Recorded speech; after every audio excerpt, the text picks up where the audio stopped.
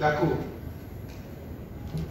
invite le gouverneur de la Banque centrale de la République de Guinée, BCRG, à communiquer à la Chambre de jugement, la CRIEF, le relevé de tous les mouvements bancaires liés au montant incriminé de 15 milliards de francs guinéens alloués à l'Assemblée nationale à compter de sa date de versement jusqu'au 30 décembre 2021.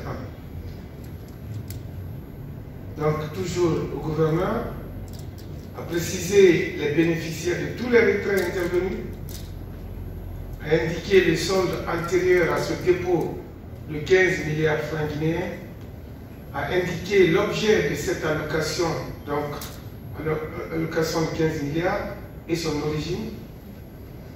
Donc la Cour invite également le directeur général de l'électricité de Guinée, EDG, à communiquer à la Chambre de jugement, la CRIEF, tout titre de paiement relatif au contrat de fourniture d'électricité en faveur du nouveau siège de l'Assemblée nationale, ici à Coloma, Conakry. La Cour invite le directeur général de la Société des eaux de Guinée, SEG, à communiquer à la Chambre de jugement de la CRIEF tout titre de paiement relatif au contrat de fourniture d'eau en faveur du nouveau siège de l'Assemblée nationale, ici à Coloma, Conakry. La Cour invite le chef de service comptable de l'Assemblée nationale de Guinée, sous couvert du président de la dite institution, à communiquer toutes les pièces comptables relatives au contrat de fourniture d'eau et d'électricité en faveur du nouveau siège de l'Assemblée nationale, ici à Coloma, Conakry. La Cour donc invite toujours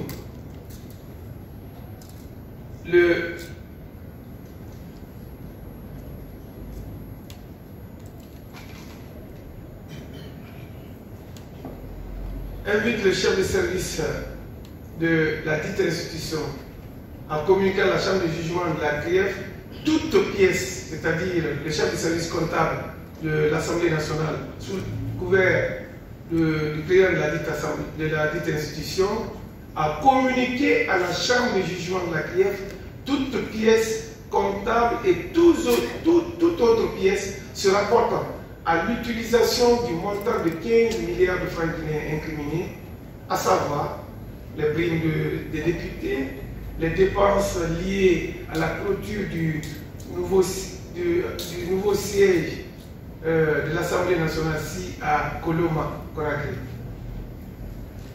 La Cour invite M.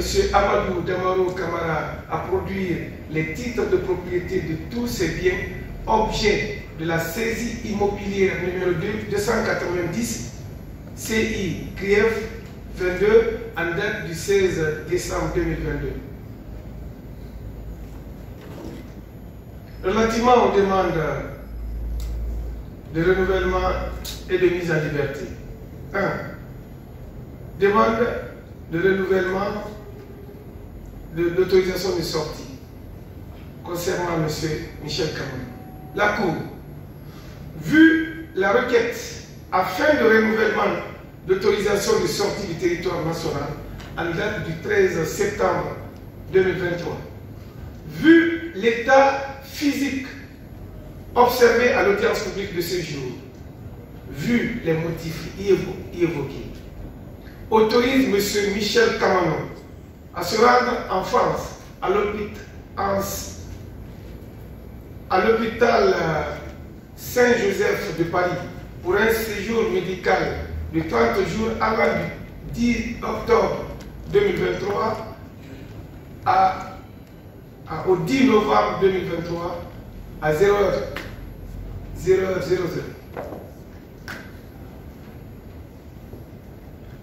En ce qui concerne la demande verbale de mise en liberté de M. Damaro, la Cour, vu la demande verbale de mise en liberté provisoire formulée par M.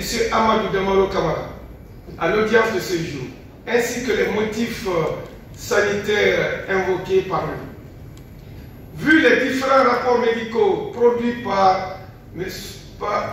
Amadou Damaro Camara, vu le procès verbal de transport judiciaire et d'interrogatoire à l'hôpital d'amitié sino-guinéen, si à Tipé, Conakry, en date du 13 juin 2023.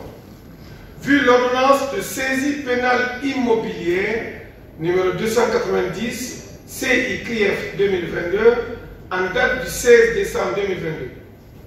Entendu les parties en leurs différentes observations. En conséquence, ordonne la mise en liberté provisoire de M. Amadou Damaro Camara et le soumet aux restrictions ci-après prévues par les dispositions de l'article 239 du Code de procédure pénale. À savoir, ne pas sortir des limites territoriales de Conakry, remettre au greffe de la Cour de ce siège ses documents et autres titres de voyage, éviter tout contact avec la partie civile et les autres témoins,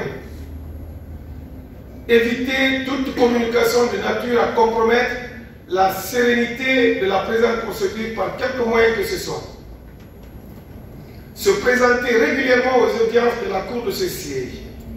Dites et juge que la violation d'une seule de ces mesures entraînera la révocation de la présente décision.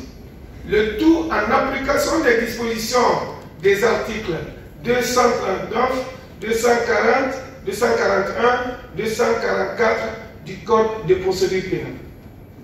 Telles ont été les mesures. Je vous remercie.